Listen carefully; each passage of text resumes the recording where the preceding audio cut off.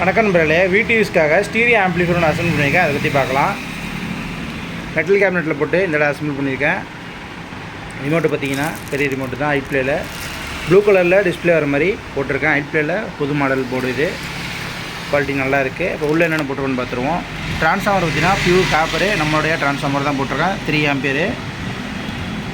போர்டுன்னு பார்த்தீங்கன்னா இந்த டிடிஎல்ல 7292 போட்டிருக்கேன். ஒரு சேனலுக்கு 40 வாட்ஸ், 40+40 ஸ்டீரியோ பிடி போர்டு. இதுக்கு மேட்சிங்கான பிடி போர்டு போட்டு ரெடி பண்ணியிருக்கேன். ஒரு ஆக்ஸ் இன்புட் கொடுத்தாச்சு. கூலிங் ஃபேன் ஒன்று ஆட் பண்ணியாச்சு. ஆடியோ டெஸ்ட் நம்ம பார்த்துடலாம். வீட்டு யூஸ்க்கான ஸ்டீரியோ ஆம்பிளிஃபையர் இது.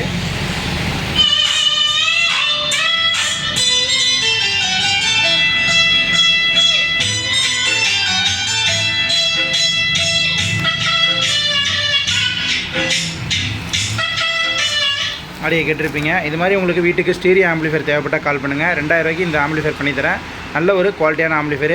மேக்ஸிமம் கம்ப்ளைண்ட் இஷ்யூ வராது.